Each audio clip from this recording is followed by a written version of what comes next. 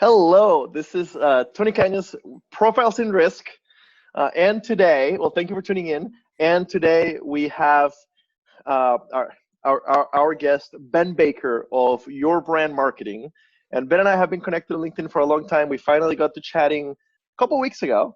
Yeah. And he mentioned this class that he designed. And that's what today's podcast is about. But first, Ben, who are you? What do you do? What is your brand marketing? Your brand, thanks. First of all, Tony, thank you very much for having me on the show. I really appreciate it. Your brand marketing is an internal communication consulting firm. What we do is help you communicate more effectively internally. It's helping you engage, retain, and grow employees, helping you build better leaders, helping build more powerful brands for the leaders of your organization. Because we find that if people understand what your value is, what you do, who you do it for, why you do it, how they belong, and what they do has meaning, they become better advocates for your brand. They become better champions of your brand, and they take care of your customers better. So what we do is we help you communicate the value of your brand inside, build the brand story, so that for those people have a greater sense of purpose and be able to be better champions for your brand to your customers. Okay, so you're not a traditional marketing Not at all. consultant. Not at all. The company has morphed. I mean, when I started off in marketing 25 years ago, we killed a lot of trees. We started off in direct mail. We started off as a direct mail firm. We killed an enormous amount of trees. Any piece of mail that went out and it ended up in your mailbox, we probably had a piece of. We would do. So this is your penitence. This new version of that's right. This is part of the 12 steps. This is part of the 12 steps. And what it allows us to do is the company has morphed as our customers have had changes and needs have changed. We've really morphed because what we understood was before you can market anything, before you can communicate anything, you have to understand the brand. You have to understand the essence of what you do, why you do it, and why people should care about you. And I've realized that going from direct mail to branding to internal branding and internal communication of the brand, now what we're doing is we're making sure that people inside your company understand your value as much as your customers do. Because surprisingly enough, a lot of your employees don't. A lot of your employees can't tell your brand story. They can't tell your genesis, where you came from, who you're valuable to and why. So that's what we work on. I've seen that problem even in larger organizations. I worked for a very large carrier, and it blew me away that the entry level people on the phones who provided the first touch to the client couldn't explain to the client why we were more expensive than Progressive, right? So what chance does the agent in the call center have of convincing you that this is a better product if they can't explain how it's different and how the company is different from the discount carriers? So this happens even at the larger companies. Absolutely. In a large company now, a lot of them have kind of internal communications people, but at small companies like a lot of the agencies that listen to our podcast, it would be too expensive to do it internally. So yeah. Is that kind of a lot of the work that you're doing is helping small and medium companies figure out how to communicate their brand internally? Yeah, we work with a lot of mid-sized companies to large companies. When you're dealing, it all depends on where you draw the line of small business. I mean, small business in North America, I think, is up to 200 or 300 employees. So it all depends what you're thinking of small business, whether it's 5 people or 200 or 300. Where we work with in our best consulting and our hands-on workshops, the ones that we do in-house, tend to be working with leadership teams and working with teams to be able to sit there and say, what do we do and how do we differentiate ourselves and what makes us valuable to our customers? And we work with companies that started around 100, 150 employees and work our way up to a couple thousand. We do have enterprise clients we work with as well. But the sweet spot is probably about 200 to 2,000 employees, where we work with them to be able to sit there and say, okay, how do we differentiate yourself? Okay. And so this course that I ended up taking, so you mentioned it to me when we chatted a few weeks ago, just before I was finished, and it's called How to Retain Employees Through Leadership. So this, I kind of begged for an opportunity to check it out as soon as it was ready, because it spoke to a lot of my interests, right? To the leadership side and to the employee retention side that I've spent a lot of time thinking about and talking about. And so you were already doing this as an in-person seminar for your clients? Exactly. Ha- What this came from is last few years we've had this course as a live 2-day and intensive course, where what we do is we come in, either as a 2-day workshop or as a retreat for a weekend, and we'll bring the leadership team together, or sometimes we work with the upcoming leaders. Sometimes they'll bring, okay, we have these 25 or 30 upcoming leaders that we want to bring into the fold, and we'll work with them. But a lot of times we work with the senior teams, and it's all about understanding the soft skills. I mean, this is not about management MBA style, and all the technical stuff that goes on, and the the systems and process stuff. This is about people. This is all about, who are you, what are you passionate about, and why are you passionate about it? How do you best communicate? How do the people within your teams communicate differently, both to each other or to you? And how do you communicate your needs, wants, and desires, and be able to help them understand their wants, needs, and desires on their own? So it's getting people to understand that in the end, we're dealing with human beings. And even if you've got 50 people in a department, you have 50 different people. And each one, hears what you say differently. Each one's going to respond to what you say differently, and each one is going to understand what you say differently. So the more we can look at people as individuals and say, okay, how do I, motivate Tony instead of how do I motivate my team of 50? You're going to be better off, and you're going to be more effective, because here's a stat that we like to tell everybody. Every employee that you lose costs you at least $100,000 to replace. It's $100,000 after tax dollars to replace somebody if they walk out the door. So you're far better off, being able to engage, retain, and grow your employees than have this revolving door of people that are constantly going through and having to onboard and train them over and over and over again. Absolutely, and the revolving door is awful for your culture. It's hard to even have it's hard to have a positive culture when you have a lot of turnover. True. Whether it's volunteer or whether you're walking them out the door. I agree with that completely. And going through the course, there were several things I really liked about it. I really liked kind of the modular approach of short videos, right? Lots of short videos with specific topics. The production quality is very, very good. Very good. I would have had no idea that you're a small firm by watching it. I would have assumed that you had a bigger staff. So very, very, very, very, very well done. I also like the promise that submitted questions get answered with extra videos. So that's a great value add, right? Similar to the value that they get from bringing you in. So I've got some notes here on the topics that I particularly liked. Yeah. The manager versus leader.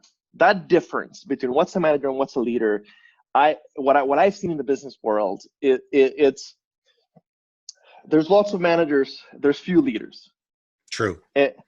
And the video on that topic really got me thinking on the things that we need to do in order to get our people to become leaders. Right. Well, let me go through all that and then I'll get back to that. Is the course itself is 23 videos.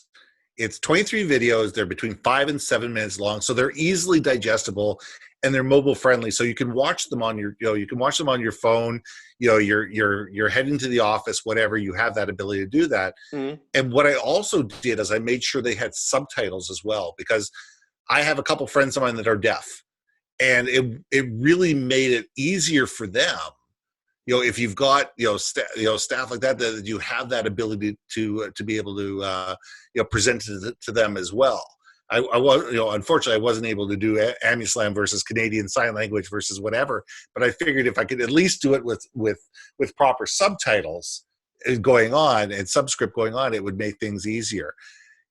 It was important to me to have that ask a question and get answered. What I do is when we teach this course live, we don't just teach a 2-day workshop and then walk away.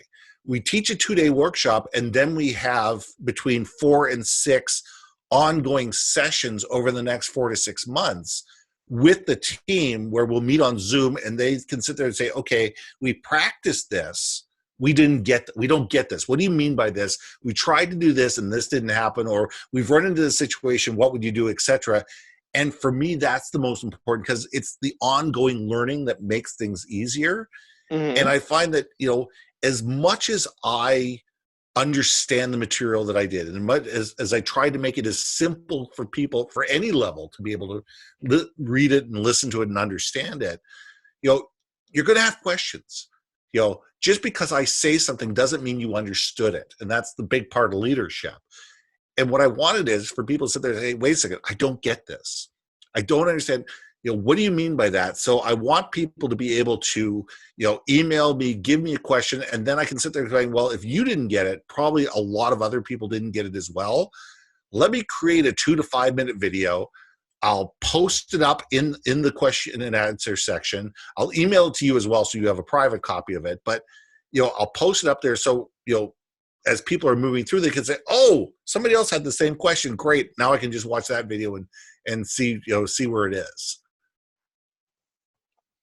Makes sense. Makes sense. And I definitely felt going through it. I definitely felt good about knowing that I could ask questions. I didn't, but that was very, very good. We probably should have talked about this at the beginning, but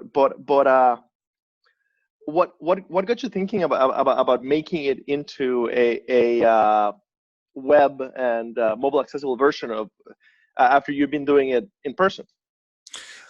Because different people learn differently. And we were starting to get larger and larger teams asking me, can you come and do this? And I tried running the same workshop that I run for 20 people, for 100 or 200 people, and it doesn't work. It just doesn't work. The dynamic doesn't work. It's not as engaging. It's not as easy to do. But you also sit there and say, okay, then there's budgetary reasons as well. This way I've created this course at such a level that most organizations, whether they have 50, 100, 200, 500 employees, can take the course, and it's going to be at a cost-effective level for people. And, if organizations have 50, 100, 200, 500, 1,000 employees, if they want to do it, contact me. And what we do is we have site license pricing based on volume. So what we'll do is we'll discount it based on the number of people, and we can create custom programs where we can do, if you want your people to have a monthly Zoom chat, we can build that into it as well. I built this for organizations, especially for organizations that have offices around the country. So that way, as you onboard somebody new, as you promote somebody, you can just let them take the course, and they don't have to worry about when's the next time Ben's going to be able to come to Louisiana or Atlanta or LA or whatever. You can take the course as you want, and if I have questions, fine. I can ask the questions online and be able to get some type of response on it. So I wanted the flexibility for people. That was the key thing, is for people to be able to learn at their own pace, at 11 o'clock at night in bed if they wanted to. And give people the option to do it the way that it was best for them. Awesome. And with you being in the Great White North and snowed in for half of the year, Hey, it I get makes the sense. same weather as Seattle. If it's raining in Seattle, it's raining in Vancouver. I don't get the snow that the rest of the country gets. Just had to give you a little bit I know. of a You had to give me a push on it. It's a necessary part of every interview. I'm sure. Uh, I thought that at the retail price point, the price point it's set for just individual purchasers. I think if you've recently been promoted to your first leadership role, this is a great investment. You won't regret it. It'll give you a lot to think through. It'll give you a lot to kind of get you started on the path to being a good leader. So I think that it definitely works, and knowing that I didn't know that you could actually offer kind of an enterprise license for the whole organization. Absolutely. But I hear you. It's priced to move. Yeah. So And not only really that good. is if you're buying this for yourself, if you're buying a course for yourself, or your small organization, if it's better for you to be able to do it over 2 months or over 4 months, I've put that option in there as well. So people can, if it's better for a budget reasons, for smaller corporations, you got 5 people you want to do it, you want to take a look and say, you know what, it'd be better if we took our 5 people, but we paid for it over a 4-month period. That's fine. It's, we put that option in there as well. So we've put it in such a way that even smaller companies with, 10 employees or less can be effective. It took me, I think maybe 3 weeks to get through it. So it would have been hard to take 2 whole days to do it. So I really appreciate the fact that that's this format, and it comes with a workbook. Is that okay? So tell us about the purpose of the workbook and kind of how it works.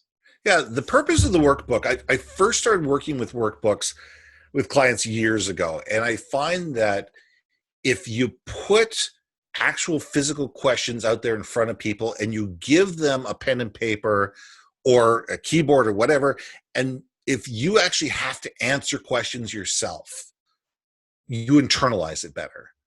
You actually internalize it. Listening to the videos is one thing. You can. People have just listened to the 23 videos and gone off and done things on their own, and that's fine, and that's the way that you learn. But for me, I listen to videos, and then I want to be able to sit there and say, okay, how do I wrestle with this? And so what I've done is, it's, as you said, it's 10 different modules, and there's a series, at least 2 videos per module. And what I've done is I've created a series of questions that dovetail into each module. So it's a 50-page workbook. And what it does is it gives you space to be able to answer specific questions and to think about things like, as I said, the number one thing I ask people, doesn't matter whether it's the first time meeting them on the street or when I'm doing workshops or consulting or even some of my keynote addresses, is that I say, what are you passionate about? And why are you passionate about it? Because people are passionate about different things. I'm passionate about golf. I love golf. I absolutely love golf. And for me, it's the history, it's the tradition, it's the fact that no game is ever the same. It's a humbling experience every single time you play it, and you can always get better, and you can always learn something, and you can always try something different. And for me, it is a metaphor for life. And that's why, golf is so important to me. But everybody has something different that they're passionate about. And the more we can understand what we're passionate about, and the more we can understand about the things that the people that we lead are passionate about, it's easier for us to motivate them. It's easier for us to have conversations with them. It's easier for us to engage them. So those are the type of questions that I ask within the workbook to be able to get people to understand not only themselves, but the people they lead as well. Wow. I have to say, your passion for the topic comes across in the videos, and that makes them easy to watch. They're not dry at all. you clearly care about every one of the topics, and that's what kept me interested in the whole course. So I think that you're definitely doing what you preach, and I love the videos where you're asking the student, or the attendee, or what, I don't know what to call them, when you're asking me, what are you passionate about, and what are your people passionate about, and I think that loving what you do is, and the why of what you do is something that in business we don't talk about enough. So I love that you're Exactly. not afraid of that piece. You lean into you started this business because you care about something. What is that something, right? Exactly. And do you understand what your people care about? If you don't understand what they care about, you won't be able to get them to care about what led you to start the business. Exactly. And there are no right or wrong answers. The beautiful thing about my course is there is no pass-fail. There is no right or wrong answer. There's no buzzer that's going to hit there and go, sorry, you got the wrong answer. Because the answer is right for you. And the answer is right for the people that you lead. And every single person that you lead, you're gonna ask that question again. And you're gonna sit there and say, okay, what is this person about? When you say this is about the passion of that comes across in the videos, I did each one of those videos as one shot. I did each one of those videos stand up and just it says, okay, here's the subject, here's the question I'm asking, let's go. Okay, I have to say that is impressive. My daily 10-minute Hey Insurance video series, generally I edited myself, and generally it takes me 10 minutes to shoot it, 20 to edit it, because I have to cut out 30 or 40 so that is impressive, doing them in one shot. Yeah, but I had a great editing crew. There's no question I had a great editing crew, and shout out to the guys that edited my videos, that put it together for me. But they were going at the end. They're going, "That's it? We're done?" I went, "Yeah, we're done." We were expecting another 4 hours of shooting. I said, "No, we're done." So we had a lot of fun. We did it all in one shot, in one day, in one location, and had a really good time doing it. I really some of the ideas that really spoke to me. This idea of, and I took down a direct quote because I thought it was a very powerful quote. Your brand is only as valuable as your worst employee on their worst day. I think that is the gist of why this course is so valuable. I'm curious if there's any stories that you could share. Anonymize the company, but is there any stories that of what you've seen out there where a company's internal brand was severely damaged by? I tend to say it's your unhappiest employee on their worst day. The worst works as well, because you're right. It's that one person, and unfortunately, a lot of companies have this in their office. There's somebody that either is disengaged, they're unhappy, they're in the wrong position, they're not given them the authority that to be able to do the stuff that they want to. There's a variety of things that make them unhappy of where they are. And that person, for lack of a better word, becomes cancerous within the organization because they're unhappy. They make a lot of the people unhappy around them. And we had, when I worked for another firm before I opened up my own company, we had a woman that was like that, and she was the designer, she was the graphic designer of the company. And it was her way or the highway. And it was almost like, if you've ever seen the Seinfeld episode of the Soup Nazi, she was the Soup Nazi. She was absolutely the Soup Nazi. No soup for you, no job for you. No graphic design for you. You either came into her office and knocked on the door the way she wanted. You gave her the paperwork the way she wanted it, and you got it back when she was ready for it. And if you had any questions, you were wrong. And it got to a point where and I had a sales team that worked for me, and everybody was complaining about her. I said, you know what? We don't have to use her. Just because she's in the office and the owner of the company loves her doesn't mean the rest of us have to use her. And I went out and I found outsourced graphic designers, and we used people outside the company to do all our graphic design for us. And we loved them, and they did great work, and they were flexible, and they were, they did better work and faster. And the owner of the company got mad at me, says, but you're not keeping her busy. I go, yeah, because she's miserable. And because none of us had the ability to be able to help her be better, and the owner of the company's attitude was, well, it works for me, so I don't care. It became cancerous within the organization. And our answer was, okay, fine. We'll just go somewhere else and get stuff done another way. Now, it's not how I recommend stuff gets done. I don't recommend that's a good way to do it. Doing it, putting somebody in a box is never a good way to handle any situation. But it was the only situation that we had based on the fact that the owner wasn't willing to do anything about it. And Go ahead.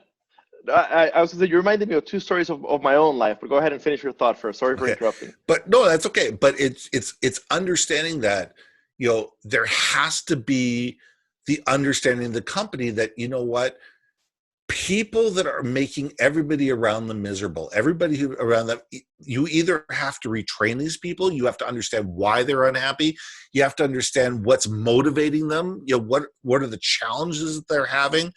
Is there ways you can make it better? Can you put them in a different position? Can you move them in the company? Can you give them different things that are going to make them happier? Or you have to find a way to manage them out. And sometimes it's going to cost you some money, and sometimes it's going to cost you other things, but you have to sit there and say, is it worth everybody else in my organization being unhappy and miserable and walking on glass because of a single employee? You do everything you can to help this person, but if you can't help this person, you have to find a way to deal with it.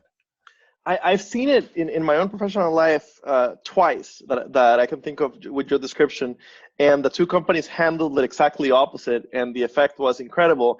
In my first job out of college at a transportation company, I dispatched truck drivers, and basically I had to negotiate the freight from the customer service people. And then there was this guy named Eli who had been with the company forever. He was like employee 9, so he had been there for 30-some years. And he owned a relationship with a very large shipper, a very large client. And all he cared about was keeping that one client happy. So what would happen basically would be the entire rest of the country had certain operating procedures. They did not apply in his area. In his area, basically, you wouldn't go through the system. You would call him and say, Eli, my truck number, 9433 is in the parking lot. What load can we get? And he would give you whatever the next load that he needed to get out, regardless of where your guy had to get to, right? So everybody else would help us with, right, it's Wednesday, we need to start getting the truck back towards home for weekend at home, whatever. He just didn't care, right? And there was no negotiating, there was nothing. It was like, go grab it, it's your problem after that. Figure out what to do after that. And if all of a sudden you're on the other side of the country on Thursday afternoon, that's your own problem. Exactly. The driver is your problem. You figure out how to, we call it split the load, how to get another driver to take part of, to switch loads with them, basically, to get them home. That's your problem, not mine, right? And we lost several fleet managers over fights with Eli, and he was just a sacred cow, right? I'm guessing because he'd been there forever, and I'm guessing because he had brought in this very big relationship, the ownership was afraid of putting him in his place or managing him out, even though he clearly something had to be done about it. On the other hand, I need to be careful with this story, but on the other hand, in the last couple of years, I was very impressed. The company that I'm with, a very high producing salesperson got shown the door, it was a surprise for me because I'm not in the office often, and this person had been recognized for high production the previous year. And when I kind of inquired, right, I was afraid for my own skin, right, for my own hide. I kind of inquired what this person had done, and it turned out that this person had repeatedly mistreated some of the support staff. Right. And regardless of production, finally, regardless of the fact that this person produced a lot of sales, ultimately the decision was, this is poisoning the well for the rest of the company. We can't have it. And it makes me very proud. It honestly does. Absolutely. Especially in sales, it's so rare. No, because all of a sudden, people in the office know that they matter. And it's not just dollars and cents. It's the fact that people, we take care of our people, and and that certain things just will not be tolerated. And I think that that's important that the rest of the staff knows that, because they sit there going, okay, we're trying to be ethical, we're trying to be above board, we're trying to work all together, and this one person is not doing what they should be doing, and they're causing havoc in one way, shape, or form, but they get away with it because they're bringing money in the door. And it can't always be about the money, because the question is, if you lose 10 employees because this one person is doing what they're doing, that's $1 million that just walked out the door. Is this if this person's bringing in $10 million and you're losing one employee, a lot of people do it. But the thing is what if that employee that they lose sues you for $40 million? And that's reality. Measuring the indirect damage is hard or impossible. Impossible. Right? So if it's a cultural problem, if it's an attitude problem, I agree basically with the basic. There should be no sacred cows, because that poisons the well for everybody. But a great leader understands the challenges within the team with it, and works with mentors, coaches that person to sit there and try to make that person better. A manager hires and fires. A leader works with this person and works with the team to find out where the challenges were and how to make things better. And that's the difference. That's a huge difference between a manager and a leader. I agreed completely.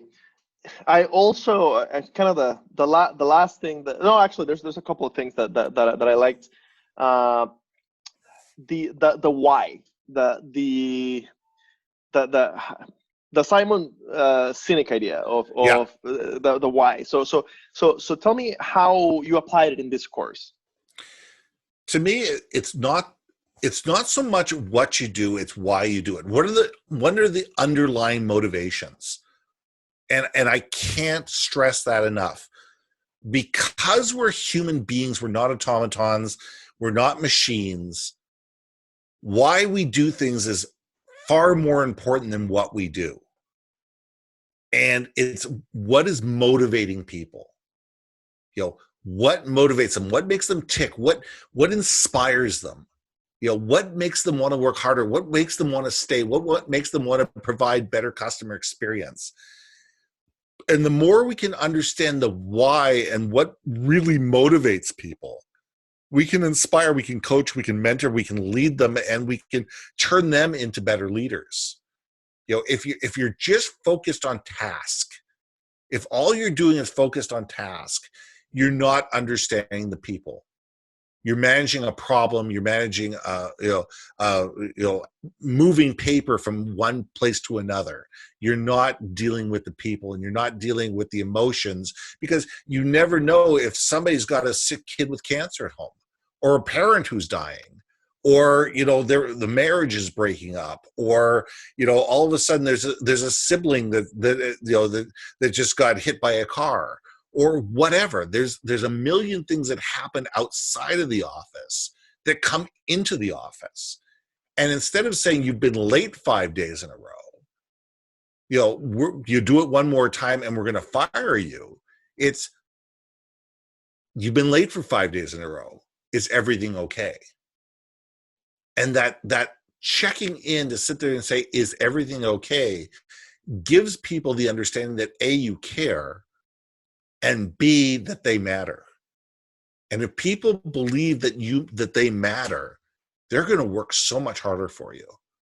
And they're going to be so much better employees. 100%.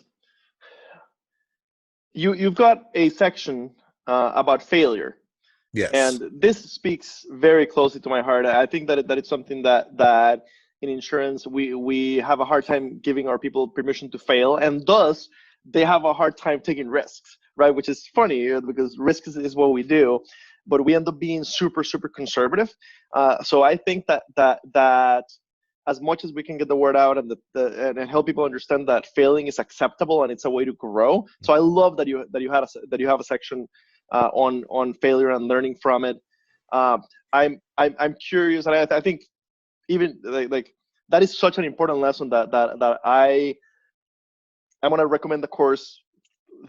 Thinking about that particular one, I'm wondering in your own working life, or now that you're running your own company, was there a failure somewhere that really kind of put you on the path you are now? Well, there's always failure. There's always things that you do wrong. I mean, the number one thing that I remember that was probably the biggest failure that I did was long before I started my own company. I was working for another company. I was actually doing printing. And it was right when printing went from film and plates to, automatic to right to press.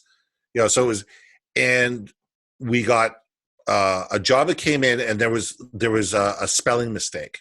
And I said, yeah, no problem. We'll fix the spelling mistake. We'll have you sign off on it, and we'll put it on the press. Well, in the old things, you would have cut out the film. You would have put the new piece of film in there. You would have built it out and fine. But this time you put a brand new digital thing. But because the word was longer, it reflowed the entire document. Okay. Did I check to see that it reflowed the entire document? Absolutely not. Did I think it would have done it? No. I showed the customer the one little piece. I had them sign off on it. We printed 100,000 of these things.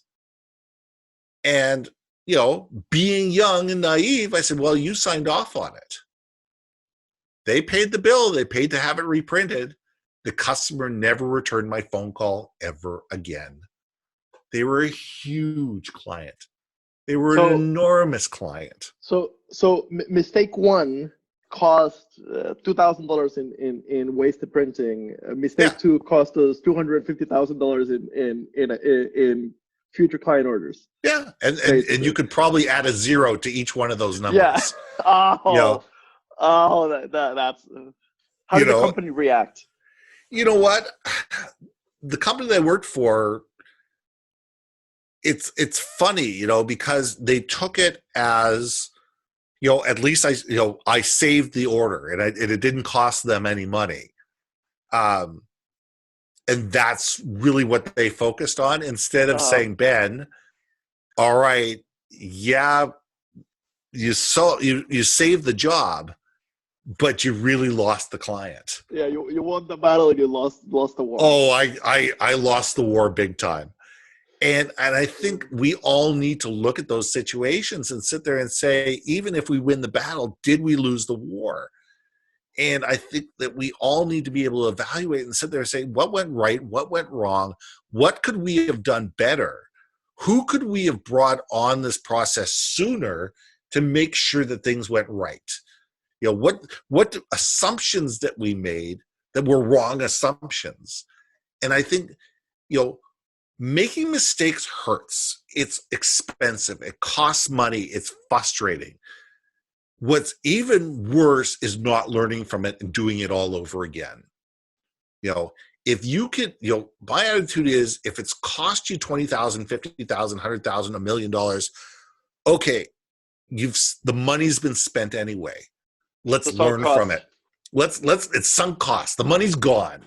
If you don't take the time to evaluate, to sit there and say, okay, guys, what did we do right and what did we do wrong? Because you did some things right.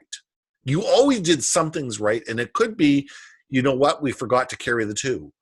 There's one little thing that you forgot to do that took it from being a win to a loss. And until you can actually dissect it as a team and sit there and say, okay, what was going right? It was going right. It was going right. It went wrong. Oh, okay. That's what we did. How do we build processes and systems in place, and how do we articulate that through the system so everybody knows what went wrong, everybody knows the story went wrong, and everybody's keeping it in the back of their mind. Okay, we need to remember this so we don't let this happen ever again. And that's where the wins come. There's so much more in this.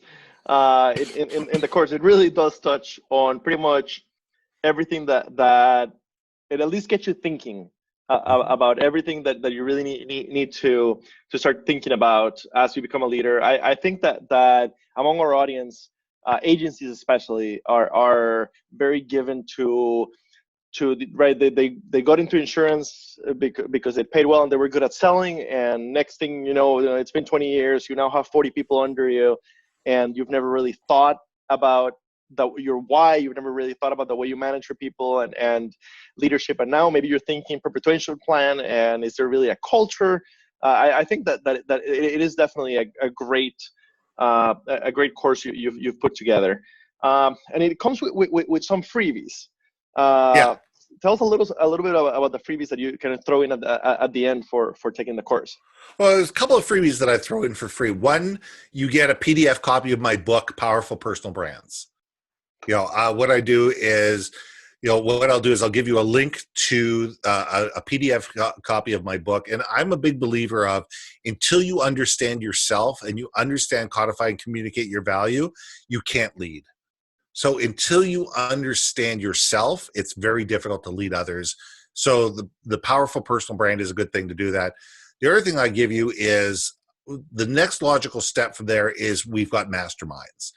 And the masterminds are designed, they're small groups, 6 to 10 people, and they're designed for leaders to be able to work with other leaders to sit there and say, this is what's going right. These are where my challenges are. These are the things that I'm having issues with. These are the things I don't understand. And work with 6 or 10 different leaders across North America, or within your own organization, if you're comfortable with that, to be able to solve your issues. And what my attitude is that if you buy 6 months worth of the mastermind at a time, we'll give you a $300 credit towards the mastermind. If you buy a year's worth of subscription to the mastermind, we'll refund. We'll give you credit, a $600 credit towards the mastermind. So the course becomes free. The leadership, if you join the mastermind after you've taken the leadership course becomes free. Awesome. It really is a great value. It's been a pleasure having you on. We're running on 45-50 minutes, so we should probably start saying goodbye. Ben, so for the course, I'll include the link on the show notes, but it's yourbrandstory.com, right? It's courses.yourbrandmarketing.com. So it's courses with an S. Courses. .yourbrandmarketing.com. If you go to yourbrandmarketing.com and you go into the Work With Us section, you'll find it there as well. So if you go to my main website, which is yourbrandmarketing.com, and you go into the Work With Us section, you'll find stuff on consulting, my keynotes, my online courses, my workshops, everything's there. So it gives it to you all in one place. Perfect. And if somebody wants to get a hold of you for any purpose other than the class, is all the contact info on the website, or people can email me at ben@yourbrandmarketing.com, or if they want to call me, cell phone is always on. It's 604-512-7174. Awesome. Well, thank you very much for your time and for letting me check out the course and give me the heads up that it was coming. It's definitely right up my alley, and I think that a lot of our audience will benefit from it. So thank you so much for coming on the podcast, and have a fantastic weekend. We're recording end of day on Friday.